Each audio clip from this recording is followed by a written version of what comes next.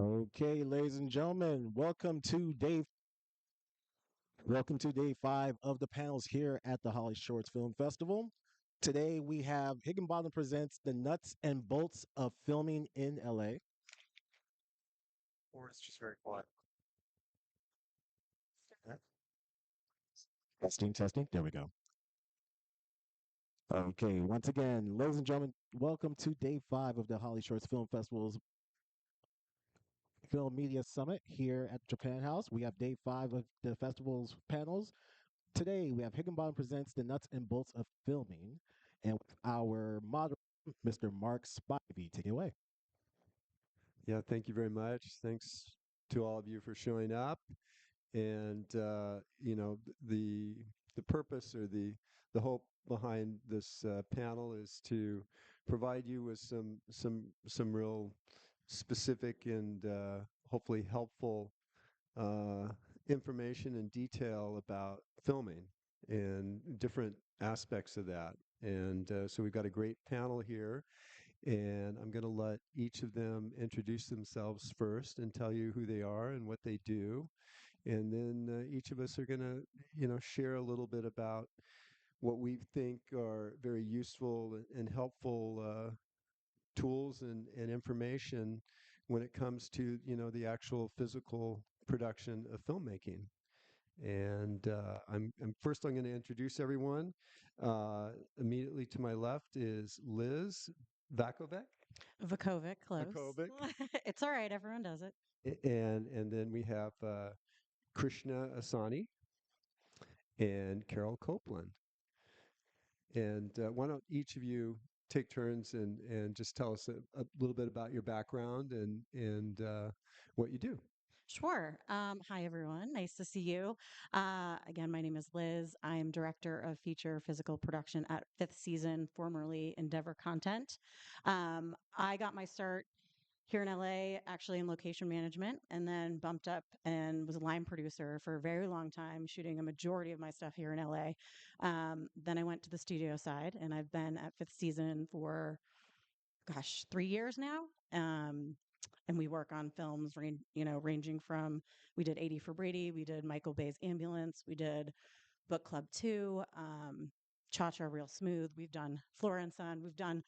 Ran the gamut of budgets. So we kind of, and 80 for Brady actually shot here. So it's very, very exciting. Okay, my mic is on now. Hello, I'm Krishna Asani. I'm the Director of Operations at Film LA. Um, what does that mean? So there's a permit operations side, there's a field services side, and for the past 17 years, I've been working in between both. First, I started in the field, actually putting out notices. Then I moved into the office, and then I moved into the permit operations side. So prior to this, I was PA and production management, and know all the pains that you go through trying to get your vision to come to life. After 17 years, I'm glad to be here and that people are still thriving.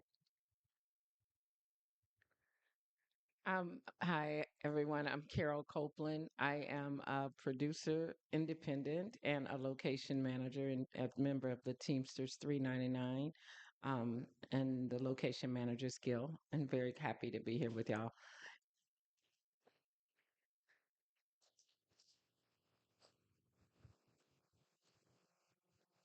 Yeah, and quickly again, I'm Mark Spivey. I'm Executive VP of Film and Entertainment Insurance. I've been doing film production insurance for 35 years, and so that's my area of specialty. So I'll share some things that might be helpful to you on that subject. Um, but I thought we'd just kind of dive in, and Carol, when we were exchanging information, you came up with some really interesting things that you thought would be worthwhile to share.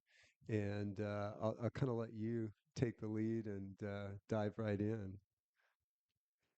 Okay. Well, I mean, I can Thank you. prompt you. Pick one. Thank So one of the things you mentioned was the importance of lookbooks to convey the director's vision in terms of scouting. Do Okay. you want to dive in on that? Well, I guess that is a great start. Oftentimes, and I actually started, I should say, as an independent producer, and how I got into locations, independent, no budget, not indie low budget or high budget, indie no budget, which meant that I could not afford a locations manager. So I was doing the things that a location manager does, unbeknownst to me. But that's how I learned. So I was scouting, I was getting my permits, and I learned that as a producer. And why that's important or relevant to this in terms of the lookbook is because of the collaboration with the director and the importance of the director's vision. Needing that as a location scout um, is very important because locations are a character and they do tell a story. So it's important for the location and from the beginning, once you've hired your location person or identified who's going to be doing the locations, very important first step is to get them the lookbook or the tone and the visions, however, whatever visuals that the director has for those locations. So you can get the best um, locations to tell your story. And I just want to chime in on that about the low budget, no budget. I did the same thing. Location manager, one film over COVID, I was locations accountant, line producer, and on set wardrobe. That was real fun. Um, I don't One thing, lookbooks are amazing, but they're also at the low budget. Sometimes you got to just get what you got to get. You know, you need a house, you got to get a house because it's $1,000 a day and that's all you have. So it's really good to be able to have a director and creatives that are willing to work with the budget and understand like you want this giant massive mansion, well you're going to get the C grade of that, and kind of make sure that you communicate that and that they understand that you're trying your hardest, but sometimes budgets dictate what comes up on screen and they have to use production design and set dressing and everything to make it look bigger than it is. absolutely agreed. Krishna, uh, would you like to kind of give an overview of Film Permit LA and the Cer- mechanics Certainly. of film permits and help them understand exactly Sure. what they Well, need to do? all of you here, I know, probably understand what Film LA is, but there are a lot of misnomers about what Film LA does. Film LA was the brainchild of the city and county over 20 years ago to make a one-stop shop. Film LA does not approve permits at all. So what we collect information. The idea was to ensure that we had economic growth. Prior to the inception of Film LA, which is again nonprofit, you would need to go down to each agency. So you would need to go to the fire department, you need to go to the police department, you would need to maybe go to the sheriff's department in the county. There are several approvers that go into a permit, and now you have one place to go. You put in your application, it gets vetted for you. We are the advisors to our clients. There's 23 jurisdictions and school districts as well that we have contracts with. Within those contracts, they have specific timelines, and they will say, if you don't give us this information within this amount of time, we're going to deny the permit. That's where your Film LA coordinator comes in and says, hey, hey, hey, hey, can you please tell your producer or whoever it is that you need to know right now if they're going to have 5 people, 6 people, if they need the posting or not, because all of that gets then put into another system. So if you need posted parking for your production vehicles, that has to go to LADOT, and that's a separate system that your coordinator's operating. So within the permit operations department, there are sub departments. There's your insurance department, there is your permit administration department, there are your coordination department, and then you have a production planning team. So all of these people are working simultaneously as soon as you push submit. So again, anybody working with you, please know most of us are either still in the industry, love the industry, and when we see something in a print, whether it's a still photo, whether it's a commercial, a big feature, that's a win for us. We want to get the jobs done. What we need is the information from you as soon as possible. We do know that that's not easy, but the planning is paramount. Just continuing, Krishna, with this great, insightful topic about the film permit process. How many locations can someone have with one permit? You can have 5 locations, and that's for a duration of 7 consecutive days. Do not get your locations confused with your prep days and your strike days. Those do not count. Do not get them confused with your base camp and your crew park. Those are not locations. Locations are where you're actually having activity. So unless you're having extensive prep, which would take, we've had big shows, as you know, that will prep for maybe a month. That is going to count as a location just because we need to go and notify it. And that's just regulation from the city that we need to make sure that the neighbors are aware of what's happening. And that also helps you as filmmakers so that the area doesn't feel like they're accosted by filming, but they more feel a part of it. And you want that. Then you have that collaboration instead of you show up and they want money, which, was lower budget usually don't have. And we don't really think it's wise to start shelling out to anybody. What we want is you to make accommodations. Let's say someone's having a birthday party. No, I won't park in front of your house. I understand that. We want to mitigate those concerns and make sure that you can get the shots that you need and then get out. Thank you. I just wanted to quickly chime in here and say, one of the critical things about getting your permit approved is having your insurance filed. And the film insurance brokers that specialize in this area, we know the drill, and we have access to a portal. But it's really vital that you involve us early on, because if you wait till the last minute, there might be some hurdles that we have to clear to meet your needs that you haven't factored into that timeline. So one of the things that's important to do is definitely involve uh, your insurance broker early on in the process. And I'm definitely. gonna Oh, Jinx. Jinx, you go first.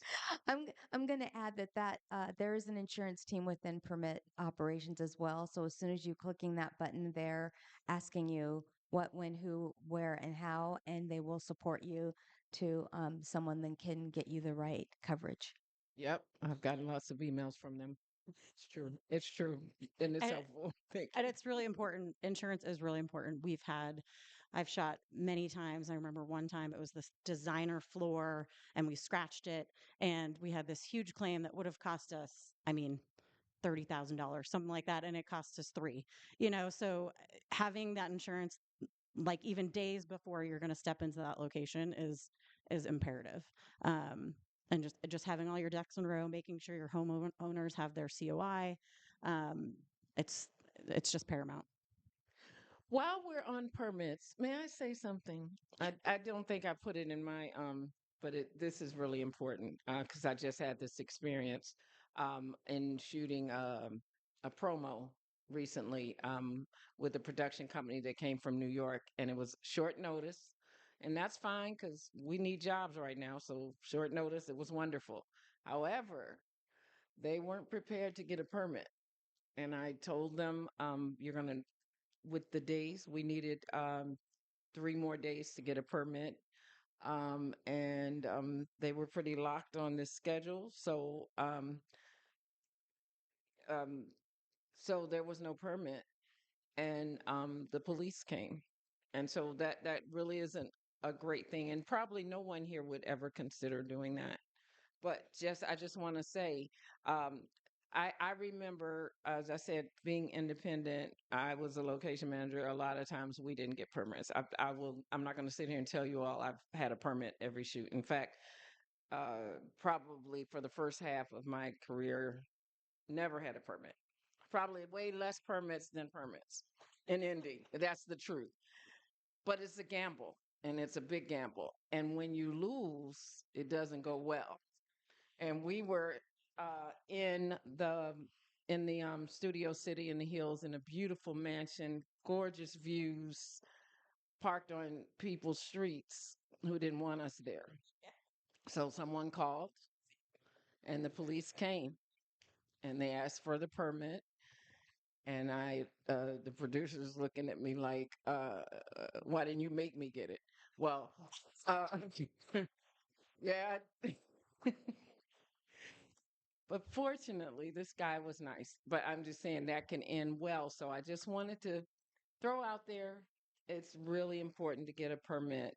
Um, I know we've possibly all done it without, but just be aware it cannot go well. They can shut you down.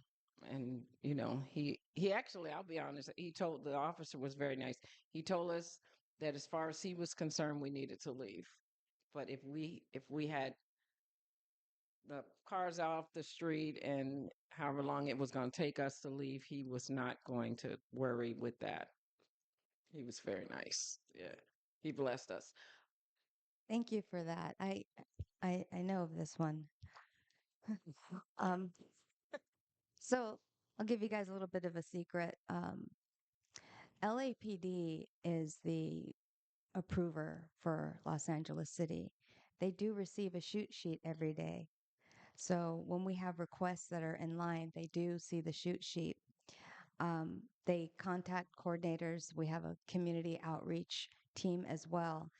If there is a complaint that comes to community outreach, it has to go back to LAPD contract services. And you will, at that point, there's the secret, you're caught. Um, we do our best to be very gentle about it.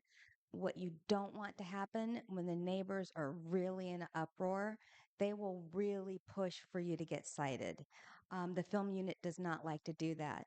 Just think about your rental equipment. If it's something egregious, they will confiscate it, and then that is taken until your court date. So it would have been better to just pay the permit fee or move your date than have your rental yeah, all of that can happen. But we're advisors and we want to see filming happen. We don't want these things to go down. So we do our best to say, hey, I think it was a misunderstanding because and this. But the reality is if a neighbor accidentally rolls over your cruise tow or the camera falls on somebody, you don't have insurance. You think you have insurance, but because you don't have a permit, it's not valid. I know that. So be very careful. I understand needing to get the shot. Be very careful. Just get your film permit. And if you're not sure of how you can get it done easily, call production planning and just be honest. This is what I need.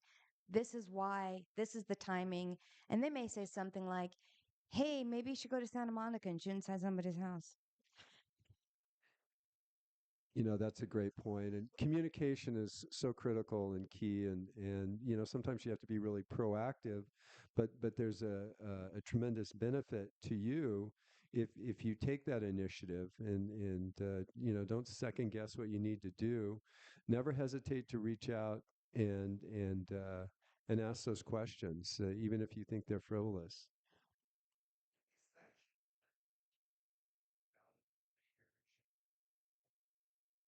Yes. Yeah, that is correct. And I've seen some terrible things. My friends are filmmakers, and yeah, not a good look. Yeah, just kind of diving in there. Insurance will not cover or respond to a criminal act. So technically, you're in violation. It's a violation, and you've given the insurance company a convenient excuse to deny a claim. Yep. Yep. So let's kind of shift gears here and Liz and Carol, do you want to kind of talk about just the importance of accurate numbers of crew and cast sizes per location? Absolutely. That was another thing that's really important. In as early as possible from the location standpoint, in terms of us planning for base camp for parking, for restrooms, for space where we're going to occupy, and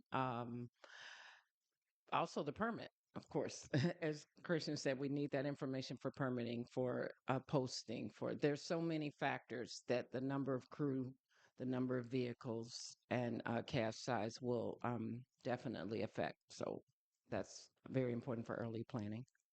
And you don't want to like pull a fast one on anybody who, home that you're going to or a place you're base camping out of. You want to be as honest as possible. I mean, every now and again you fudge maybe 10 people or so, but depending on the size, you want to be, like you said, it's all about communication. You'd rather have a happy homeowner or, facility owner who knows what you're doing than go in and have a surprise and have to backtrack and sort of ask for forgiveness. And let's dive in a little bit into realistic budgets for locations in LA. I'm assuming that budgets for LA might be a little bit more than most people are going to anticipate or predict when they first put their budgets together, and that there's unforeseen costs and expense that they haven't factored in that they should really be considering up front. Yes. I've just experienced a few production companies from coming from out of town. I, pretty much people who live here kind of we all know the expenses. This is we know the expenses of LA. I'm not saying that there aren't producers that will try to. Well, I'm low budget, so of course I'm always trying to get a bargain. But we understand we're trying to get a bargain. We know the reality. But a lot of production companies have come from out of town, and I don't know if they didn't do research, but really had some very, very unrealistic numbers or expectations of producing of locations here and what they could get. So that's just an important factor to research the city that you're going to shoot in and look at what rental costs are and when you're doing your preliminary budget. Yeah, costs here are very different than if you're shooting in Kentucky. Um, but I think, you know, it's funny you say low budget, but working on a $30 million film, we're still trying to get deals too.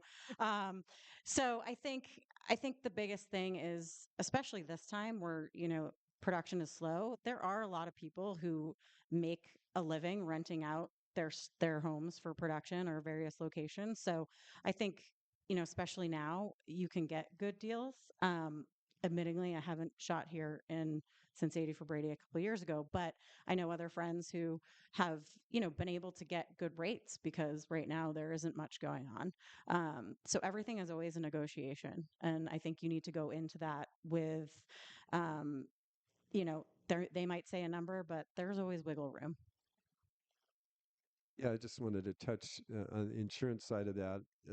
Oftentimes, a producer will come to me and say, "Oh, this location, they have this, this agreement, and they want me to have these higher limits, and how much is that going to cost?" And if you're dealing with larger corporate entities, they are positioned to protect their assets, and they're kind of in a take it or leave it kind of situation, and they're going to require much higher limits of insurance for you to have to shoot there than you had anticipated when you put together your budget.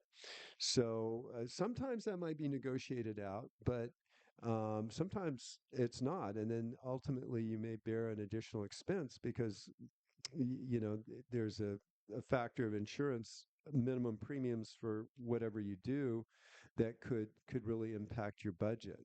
And so just from the insurance side on budgets, I've looked at I don't know how many budgets in my life, but there's a line item for insurance, and if I look at it and I'm thinking, this is an unrealistic number, I don't know where you got that. I think it's really important that with all of the different transportation, prop sets, wardrobe, equipment, vehicles, whatever, that you really make sure that you're using realistic numbers and be conservative, because ultimately, it with a high degree of likelihood, it's going to cost more than you think it's going to cost. So it's better to anticipate that going in than to find it out the harsh reality once you're in the middle of production. Yeah, for our budgets, we usually mandatory 1.7% for insurance for your budgets. And usually it's 1.5. So there's, some surprise savings at the end, which is always nice. But you always want to make sure that's where you don't want to you don't want to uh, skimp on. And also, which you can probably talk about, don't forget your E&O insurance. Look at this. I set you right up. Yeah, yeah. So for those of you who don't really know what E&O insurance, I'm just going to presume that someone might need some insight into that. So E&O is covering the material that you've actually shot. It's the media response, the copyright infringement, the libel and slander, the invasion of privacy, the unauthorized use of likeness or title, everything that's up on the screen that someone could claim that you have somehow violated them. So, E&O insurance, typically, there's different scenarios where you may need to purchase it. If you're dealing with an institutional lender and a completion guarantor, you're going to have your E&O and all your ducks in a row up front because they're not going to close on your loan and your bond without the E&O. But it's become lately it's a little bit more affordable than it used to be. But it is something that you need to remember that you can't distribute your film without E&O. So oftentimes, if it is a small production, you can wait until you have your distribution agreement to get it. But understand that there is a cost attached to that, and there's clearance procedures that you have to warrant that you've agreed to. And one of the things they ask is that you've involved a clearance attorney in that process. So those are important things, critical things that you need to factor into filmmaking because if you don't do that and you've used something that you didn't have permission to, you're not going to be able to get insurance to cover it if someone sues you.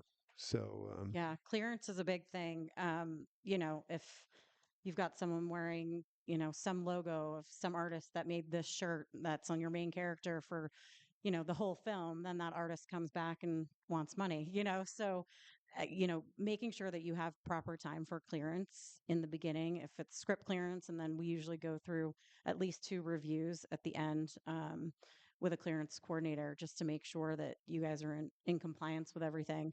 And it's constantly throughout the film we have people looking at dailies to make sure that we didn't, that Pepsi can is showing, but we didn't get Pepsi's, permission. So you got to turn around. I mean, the famous Starbucks in Game of Thrones, it even happens to the big guys. So sometimes it can't be avoided, and that's why you have the insurance. But ultimately, it's clearance is always something that you want to make sure that you're on top of. I'll share a couple of real crazy ones. So if you go in and shoot in someone's house, and let's say it's a nice house, and they own some nice original art. Now they own that piece of art, but they do not own the right for that image to be used in a film. So just because someone owns and has purchased that, let's say Picasso, they don't have permission, or the production company does not have permission to use that in the film. These are things you need to be sensitive to. Many years ago, there was a movie, My Stepmother is an Alien, with Kim Basinger, and there's this dress in this window, and it was a unique fashion designer dress, and we got a claim because they showed this dress in this scene. It was a big claim. I think they paid out six figures on this thing. But those things can happen, and you need to be sensitive to that. Like this past week, I was dealing with all of these documentaries with fair use on music. I mean, all of this stuff is really important to make sure that you understand whether or not you have the right clearance on this stuff, because it can spell disaster to you distributing your film. Yeah, and a lot of that stuff is part of the deliverables, that if you sell your film, you have to prove that you've done all of that legal research and all of those checks and balances to even get your film out there. So let's dive right back into film permitting because it's such an exciting topic. Do you want to kind of just go through the process of what happens once someone submits their permit? Sure. I'll try to make it fun for you. It's a lot of things happen. Um, Once you submit your permit, it goes through the MyFMLA system, which is connected with all the governing agencies. The first department it's going to hit is the permit administration department, which is part of permit operations that I run. And what they are checking for are timelines, activity, and a lot of times information, maybe missed information. So before it can go anywhere else, you may get a response of, thank you for submitting. This street is not real. Um, if it is, then it's in, Wyoming and not California. Uh, m- do you want have a description of what you're really looking for? Things like that. So a conversation happens from there. They might also say, um, this permit is for beaches and harbor. They require 7 days. You submitted it 3 days. They won't approve it. Please let us know if you want to change your date, change the location. So we're having that dance before anything. While that's going on, there's also the insurance department looking to see where you're at, what you're doing, what the activities are, so they can comprise an information to you of what's going to be needed. Um, After we're settled with, we have all the information we believe we need to move forward. That is then put into the permitting queue. What the permitting queue is that space where what I like to say the airport is. We have a timeline, and each jurisdiction has their own timeline. So anybody who's on the plane with the 3 day deadline needs to now get up and moving. We need to make sure that we have the posting. We need to have all the ducks in a row before we send it to the approver, right? The approver is going to make the final decision so that Film LA can release your permit. If you come to the airport late, what happens? I'm only 5 minutes late. Your plane's in the air, but I'm only 5 minutes late. You have to take this permit. Well, you can't. Why not? Because 100 other people already got on the plane. And if we stop the plane, they're now in jeopardy of not getting an approval, getting to their destination to where they need to be next. So that conversation is also happening. What can we do? Where can we go? There have been times where I've given hints of, if you really need this shot, maybe go out to Santa Clarita and ask them if you can go to this place, because no one here is going to approve it. We want filming to happen. We want the vision to come to life. We want everybody safe, and we don't want a location burnt out. So while you're on the plane, now you have your production coordinator that comes and says, okay, I see these passengers on the plane. I'm going to take these three and I'm going to talk to them and tell them about their flight. Um, so, about your flight, what the cost is, who the other approvers are, what's your timeline, how many cast and crew. That becomes really crucial with certain thresholds with the fire department. Sometimes you end up needing a fire walkthrough, and then there's a separate approval for that. So you'll get that information, and then you'll have that conversation with your Film LA coordinator.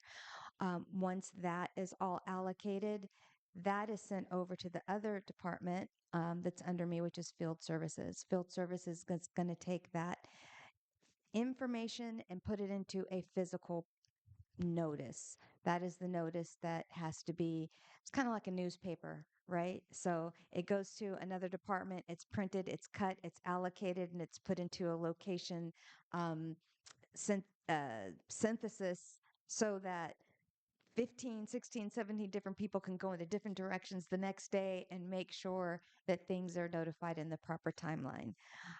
So if that timeline is missed, that could be a reason that a permit maybe is not approved or held up. So again, the planning ahead of time is really important.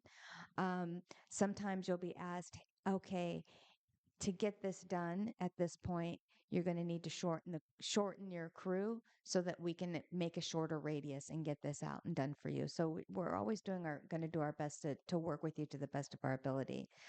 Uh, Once that notice is out, everybody has their approvals. You will pay for the final fees, which is all done through the system. Everything would have been checked off. You download your permit, you're good to go. Yay. Very good. Thank you. You landed.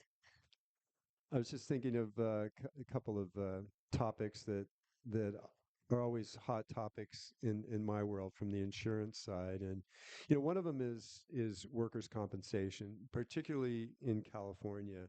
And California is much more rigorous about the requirements and the definition of an employer-employee relationship and independent contractors.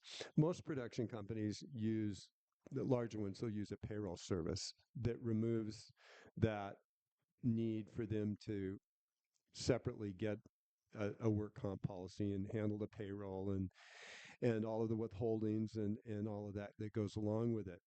But even when they do that, you as a production company can still have additional exposures, independent contractors, volunteers, interns, anyone not run through the payroll service. If they got hurt or injured and you don't have any kind of work comp remedy for them that's going to respond to that situation, actually in California, you can be held not only civilly negligent, but criminally negligent. So it's really important to be sensitive to those things when you're looking at your budgets. If it's a small thing, oh, everyone's going to do this for free, and that may be well and good, until someone gets hurt, and then you're in a real bind. So I don't know if any of you would like to dive in on that topic, but please do. No, I mean, it's no matter who you're having on your set, volunteer, intern, no matter what, have them sign something. Because if you don't have any signature on, even if it's a crew due memo that's saying I'm not being paid, you still have evidence to show insurance like, hey, this person was legally, like, yeah, legally, um, contracted to work for us. So, if your friend just wants to come and help out for a few hours, okay, friend, but you got to sign this because I need proof that you are covered. And if anything happens to you, even though you're not getting paid, that I will not get sued. And you think maybe it's your friend, they won't sue you, but you never know. They will. They will sue you. Um, Two friends of mine that are filmmakers we never thought within the group this would happen, and it did, and there was nothing signed, and there was suing because someone wanted it was the camera falling on someone's foot, and they just wanted them to pay, the bills and this and that, and it's like, hey man, you shouldn't. It did not turn out well. And I think even in LA, everybody is production savvy. So, that neighbor, you know, that maybe you're not shooting there, but they say you did something to their driveway or some oil spilled in their driveway. That's happened that we know wasn't our fault, but you can't prove it. Everybody is production savvy here. So that's another reason, like, have insurance in place, make sure things are signed. Um, Always make sure agreements are countersigned before you get into locations. That's another big one for me, um, because people know in this town exactly how to get you. They know they can get $1,500 for you running the hose across their lawn Yep. if you're a show. And, and just to make sure you're really clear on this, liability insurance does not cover you for an injury to someone under your direction, anyone under your employed or direction. Your general liability policy is not intended and specifically excludes claims by someone working for you. That's the purpose and intent of workers' compensation insurance. So you can think that, oh, I've got liability, it's going to cover this. It will not cover it. It wasn't intended to cover it. So, that's why it's really critical to make sure that you acquire your own, familiarity and understanding of the insurance products that you really need when you film. And diving into this whole topic about damage to locations. So we've talked about two different kinds of physical damage to locations. So damage to the person next door to where you're filming, that is a liability exposure that's covered under your general liability policy. Damage to the location you're filming in, this is now under your care, custody, and control, and you need to have what's called third-party property damage coverage, and that's part of your production package policy. And if you don't have that, you do not have an insurance remedy to respond to a claim. So that's really important to understand, because a lot of these people that make their properties available for filming, they're incredibly savvy, and they actually look for opportunities to do improvements on their homes because they're going to file a claim after you film there. And then another painful thing to understand is that the deductible into this coverage, it doesn't apply to that location. It it doesn't apply to that filming day. The deductible applies to each and every incident that it could occur in that location. So if you gouge the floor, that the deductible you're going to have to pay goes to that. And then if you bang into the wall, or you break a window, or you damage the refrigerator, the deductible isn't one size fits all deductible for the whole location. Each of these incidents, the insurance company is going to apply that deductible. So you need to factor that into your budgets, because oftentimes the insurance, it's intended to cover kind of a catastrophic event. It's not designed to cover the small wear and tear and nicks and damages that will occur in a filming situation. Mark, if I may, I just thought of something I don't think I put on the list, which is the TMZ, the 30-mile zone. That's really important.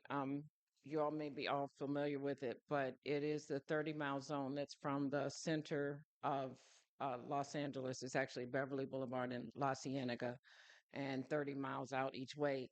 And that was created for um, a zone that studios and production companies all recognize as the safe zone for filming, in terms, and that it's very important in terms of cost and in terms of safety, in terms of the drive time that your crew has to drive after a 12, 14-hour shoot, how far they have to drive home in order to have a safe sleep and turnaround time.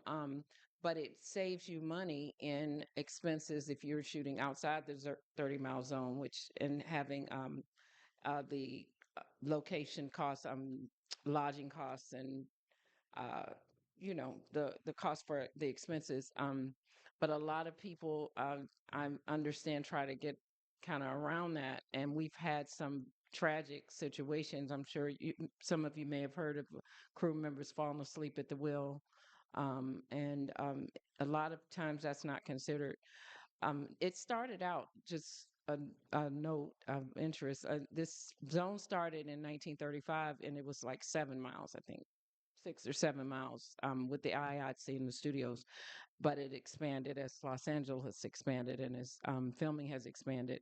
And there's a few areas outside of it, Leo Carrillo Park, the Pomona.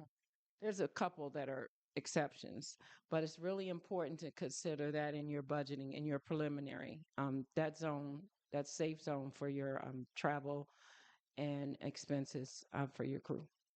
Yeah, and always in your budget, if you're going outside the zone, definitely put, safety hotel allowance, because the worst is, having an accident, and, those few extra hundreds of dollars, that you are saving for one day, you can then put into another day if you didn't need it. But having that in your budget, just to make sure everybody is safe and feels taken care of and feels like they have a safe place to go if they can't sleep, or they are too tired. Um, that's always something that you should budget for. That's great. I'm going to add one more thing, and then we're going to go into Q&A. Anything that falls outside of just your mainstream kind of traditional filming, you need to make sure that you factor in uh, disclosing this to your insurance person. So this could include drones, animals, stunts, squibs, crashes, watercraft, railroads. All of these things are not going to be automatically covered in your insurance. So you need to make sure that you evaluate those situations. You might need to do something differently. You might need to use CGI rather than cover it with insurance. But those are important things to remember when you're mapping out your production and considering costs. So And Jinx. Go ahead. Again, just to come full circle with the insurance, if you again don't have insurance, then FMLA will not release the permit. They can't because nobody will approve it. If you do have insurance, you don't have a permit, can't make a claim. So really think about spending some time to put up the budget to lock in your insurance and be clear about what it is you want to do because yeah, drone insurance is different from the other insurance and it does take more time to get the certificates together to get it through. It can be done, but you need the time. And I just want to jump in before we go in the Q&A because we've been talking about insurance and all this stiff stuff. And I just want to say filming in LA also has its amazing benefits. 80 for Brady, for example, we had four main leading ladies that we got cheaper than we would have anywhere else because they get to go home to their beds every night. We have something that we're actually trying to get the California incentive for that might shoot in October. And, one of the female leads, we're trying to get someone very cheaply because we know that she can go home and go to bed and see her kids. And so there are very many good things about shooting here in LA. The resources. If a camera breaks, you just go down the street and get a new one. You don't have to fly one in. So I think come full circle, like you said, shooting in LA. There are lots of red tape and a lot of pitfalls and a lot of permitting and all that, but it also is extremely beneficial for various reasons. that's great. Yeah, yeah, it should be a positive experience, if you're armed with the right set of information and the tools and you're willing to ask important questions, the filming experience doesn't have to be painful for sure. So we're going to open up to questions. Um, here's a microphone for you. Oh, thanks. Yeah, so I'm wondering, this is called the nuts and bolts of filming, and I thought I'd figure out something that is nuts and bolts like, but it sounds like I'm going to be spending $20,000 on insurance and permits and hiring police and firefighters, which I've tried in the past when trying to pull permits. So I've learned that my past experience is the experience of filming in LA, and I get that. That's fine. Why would I expect differently? But I thought that like I'm not going to go to a panel and then and feel comfortable spending $20,000 based off of the information I've gleaned from it. So I kind of feel like I came here trying to learn actually something about it instead of giggling about how the police can confiscate my camera. Which by the way, if I'm ever guerrilla shooting, and I don't know if I am, the police just come by and just watch or leave or drive by and they don't care. Um, and so my question is, what actually can I do to save money? Because I don't want to spend $20,000 to shoot a short film that then costs $60 to submit to Holly Shorts and $80 to submit to something else, and $10,000 cumulatively to submit to other film festivals with all the travel costs, plus paying crew and and then I have to have insurance just to have insurance. And if there is a damage, then it's the deductible. And for every subsequent little claim, it goes into the deductible. So I simply happen to have insurance. I don't know for the performative effort. What's the? It doesn't make. What can I get from this that I can use that doesn't make me a guy who goes out somewhere saying, "I went to a panel, so you can trust me to help us spend $20,000 on this short film." What's like advice that I can get from this panel and be like, yes, yes, this is awesome. I like that I came here. No pressure. No pressure at all. What's your name again? Here. Vladimir.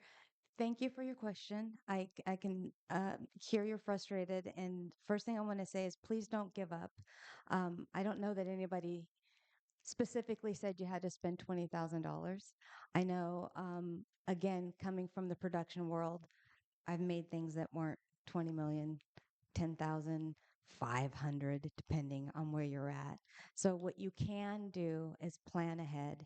Make sure that if you have a big dream, that you are scoping it out months in advance. You know, you're having this one location, maybe you're just having these 5 locations, but they're all friends, or it's a collective group and you guys have decided to do this thing in this 7 days. And you're not going to have a bunch of production everywhere, that there's a driveway long enough that you can put your vehicle in the driveway. You don't need posted parking. You don't need a lot of time. You need the house. You need the backyard. Those things can be done. It's going to be about the planning. And again, once you submit, okay, now you're $900 in the hole, right? You need your vision to come to life. So just work with the coordinator, work with production planning first, and you can say, all right, I know I have this $900 in the hole. I know I have a spot check fee. I know I've paid it. Hopefully, maybe find a place. Maybe the house says, we're only going to charge you $600, right? And then you're getting your insurance in. It is possible to do things $5,000 or less. There's a lot of people up here that, started in a very low to no range, and they were very open about that. So what I want you to hear is, please don't give up. Just plan ahead. Do make sure you get your insurance, do get a permit, and get the right company around you that you guys can support each other and not needing this huge budget to get what you need. It is about the planning first, and it is about knowing that you're going to get to the end line without adding extras. And I think it's also about, yes, about being creative. Um, we were at a location for a week and, needed a bistro or a restaurant or something. Or no, we needed a restaurant. And I said, let's change it to an outdoor bistro and turn the backyard into a bistro. There you're saving money on a location, maybe buying a few extra things for set dressing, but you don't have another permit, you don't have another a move. So I think it's being creative, and that's what we are. We're all creatives, so finding those ways to cut corners safely. 100%. I'm in total agreement. I was just wondering where the 20,000 came from, but it's okay. What I was, one of the things that I said in the beginning, I don't know if y'all remember, is that um, I've done more without a permit than with a permit. As a producer, it's been pretty much no budget. I have a lot of credits, and 90% of them were less than 80,000 on the feature side, and way less than that for shorts. And that's from collaboration, from being creative. I've done that, created a restaurant in the backyard. But and this is an important thing that I was taught. Network parallel. We always want to kind of connect with people that are maybe studio execs to for the come up. Maybe not you. I'm just saying, but people who are kind of where you're in the same place in your career. When you collaborate together, you come up together and you get a lot more done for lower costs. That's been very effective, and you come up together. Thanks. I want to get to some other questions, but just real quick, in terms of what I do is I'm doing you a disservice if I do not point out what your exposures are and how you can treat them with insurance. It's up to you whether or not you want to buy it. I can't force you to buy insurance, but I can tell you and I can point out the costs. And I can't tell you how many times over the years I've helped clients map out some strategy to help contain their insurance costs. It's all about managing risk. Insurance is risk transfer. It's the most expensive type of risk transfer. But that's all it is. So you need to work with people and ask questions, and if there's ways to reduce costs, typically your vendors will work with you. So Yeah, hi. Liz, you said in the beginning that California was a really expensive place to shoot. And, I think I'm not just speaking for myself, but I think a lot of people are disillusioned at all the runaway productions. And, Atlanta, Ohio, Europe, Canada, everywhere. And it's like this used to be a one company town. When I was a kid, this was a one company town, and it's changed so much. And do you see the costs going down and the tax incentives going up so filming can come back here? I mean, you guys are, obviously encouraging filming in LA, but the bottom line is always the dollar, you know?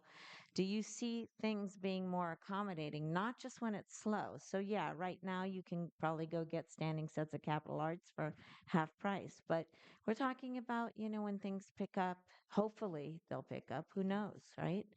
But do you think that there's going to be a change that the governor or the mayor will increase the tax incentives and all of these costs are going to start going down? Well, to be fair, it's getting expensive everywhere, not just LA. We are looking at many different states, many different countries, and it's expensive as well. We were just talking about the tax incentive prior to this panel, and um, you know, do I see costs going down? Uh, I don't, as inflation is going up, no. It's getting harder and harder and harder to make films. Even at my level where I'm making $30 million films. It's just getting harder. But we have to get creative. We have to get smarter. We have to, figure out the ways to get it done. And somehow in filmmaking, it always happens. Somehow we always do it because we've got great teams around us. Um, the tax incentive, I don't know if any of you know much about it, but there's two buckets. There's the 10 million and below and the 10 million and above. And, you know, we would love, I've put in a couple of films at my company and, $15 million and a $20 million, and we didn't get it. You think the more money you have, the more opportunity. But sometimes these 10 million and below, those are the ones that are getting the more attention because it's lower money. You're employing more people here because you don't have to fly people in, or you're using more resources here versus a larger film that might have to use resources elsewhere. And Yeah, if you go to filmla.com and you can look, there's a link for the California Film Commission. We meet with them often, and they would love to have more money and more buckets. I don't know if you've noticed, but the state of the world is a little strange.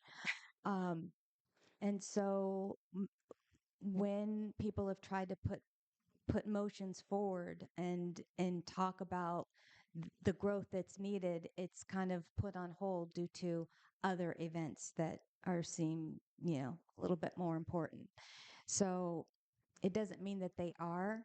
It just means that we need more voices to tap on the door and say, look, if you want economic growth, this is what it is. So when people say, write your congressman and do this, really, you should. There's only so much, even as Film LA, who comes to the table, and we give the stats and the numbers. As she mentioned, it's down everywhere worldwide. Filming is down, and this is the time in our lives where we need this artistic expression. We need people to have a place to go and get away from for a while and look at another way of life and have an outlet. So this is not the time to shy away from being loud about bring the arts back and give us some help.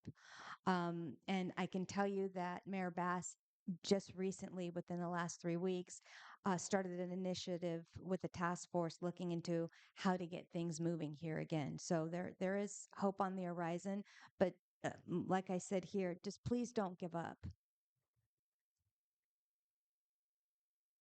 Yay, I'm next. First, I just want to say thank you guys because I did film outside that 30-mile radius recently, and it is a bear to travel. And I do have a project coming up on the horizon that's hopefully going to be filmed in LA. So you're already making me feel better about that possibility. So I have a two-part question for you. You ready? Cool. So, can you speak to the, let's call it the difficulty level of filming in public in LA and whether or not it should be completely barricaded off, or is there a potential for filming in public with foot traffic? Go for it. crowd release signs. You just put those out and you can do anything. No, no. I think, shooting in public, you it's difficult, but it can be done. I think definitely having those crowd release signs, and then you do have those looky loos that go by and kind of enter in your shot, you know, looking strange. So it's you should have some sort of you know barricade right where you're shooting. But as far as like sometimes it can be free extras, cost savings, free extras. And, as long as you are covering yourself by having that crowd release and making sure everyone can see it, I don't see why. I mean, you can't go and walk into a McDonald's and do it, but, on a street, it's a good way to save money on extras for sure.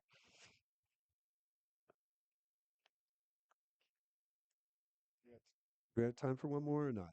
One more. Right here.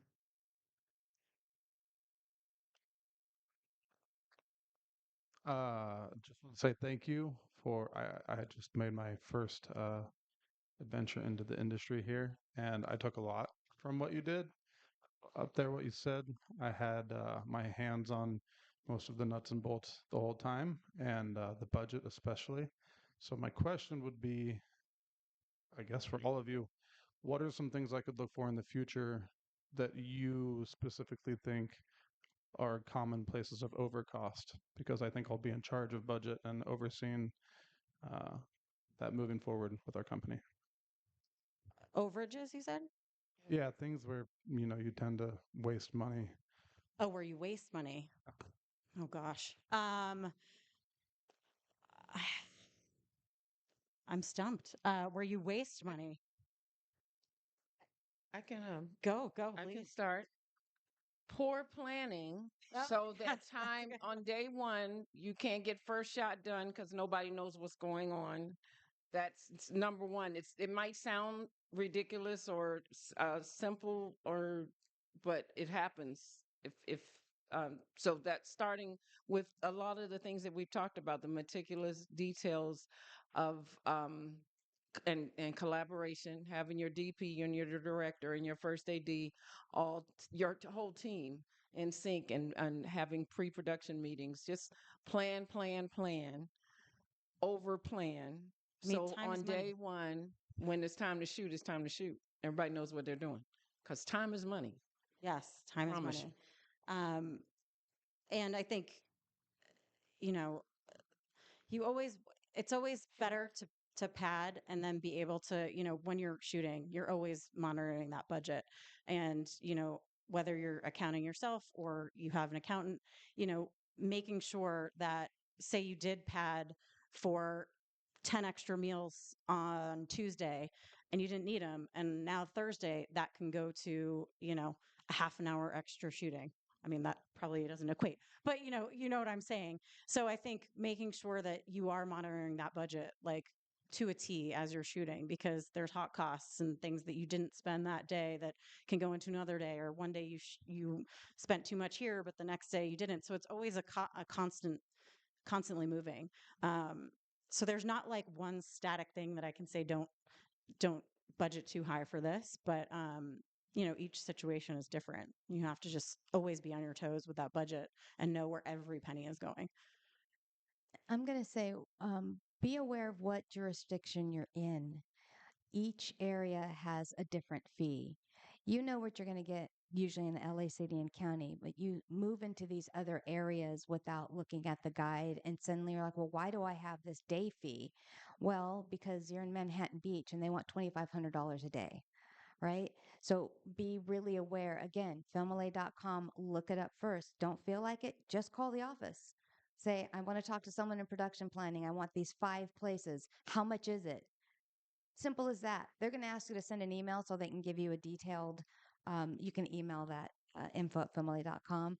But that's the way to do it. Just have planning and make sure that your locations aren't so complex that you need now 3 officers, a fireman, and be realistic and creative, like she said. I think also like, sorry, I know we're almost done, but back to your point about saving money, nothing against Film LA, but there are other permit districts that do not cost as much money, don't have similar restrictions. You guys are now Santa Clarita though, aren't you? No, I Oh, tell you're people to not. go to Santa Clarita. I Like said that Santa Clarita. in the beginning, yeah, that you'll have day use fees for different things. So No. the cost will vary, but sometimes you're going to get a price break if you go somewhere else. I used to shoot in Santa Clarita all the time because you're just saving costs there. And also, another cost savings is, I've had many friends that have shot shorts in houses that they've rented Airbnbs and stayed there overnight. You know, you just got to be creative. That's great. We're going to fit in one more question here. Thank you. Hi, my name is Elia. I run a small production house, and we run insurance all year round for all our productions that come through us. That you guys can, that's part of the services that we offer for all those productions. And I do think that Deadline just dropped a detailed article about what they're doing to help with tax incentives in Los Angeles. My question is, I've noticed that we have a few full-time employees and a lot of contractors, obviously people that gig.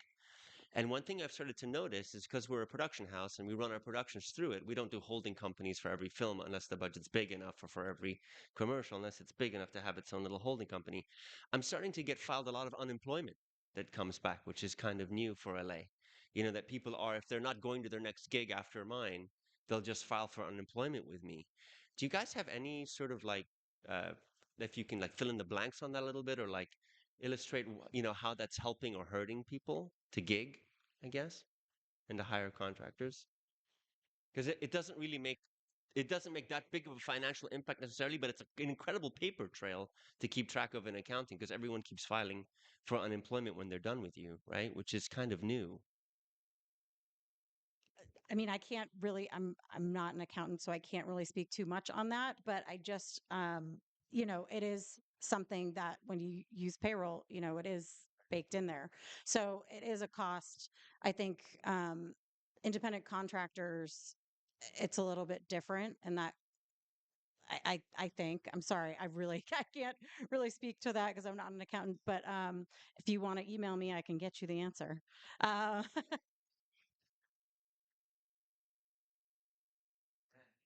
I used to, back when I freelanced, unemployment all the time. Yeah. Yeah. Me I did too. It might honestly just be because of the state of industry and people are not working. And So that's what's new. that's probably what's We're new. down 40% in production in this Remember, city. we came through COVID with no work slowdown. We had less than 7 months of somewhat recovery, and then we went into strikes. So the unemployment rate is staggering, and people have really been hurting.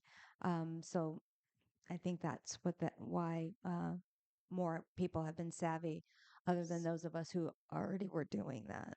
Speaking of which, can I say that I'm available if anyone needs a location manager? Is that allowed? No, really.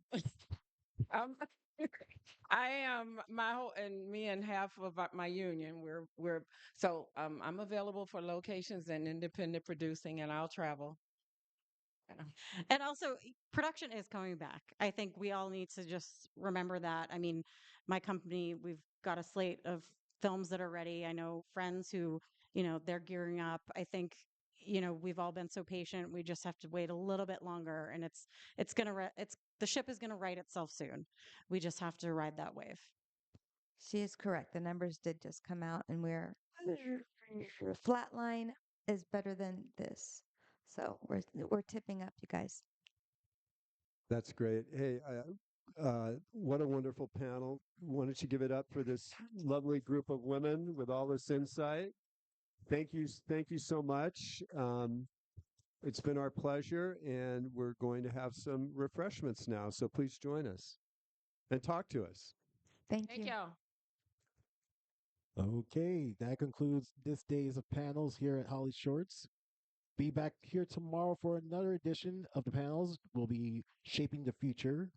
Filmmakers discuss the future of work, but enjoy the drinks presented by Higginbotham Insurance here at Holly Shores here at Japan House. Thank you very much. We are going to clear out for the panel, so if you can please move over to the side so the crew can go ahead and move the chairs along and enjoy the rest of your evening.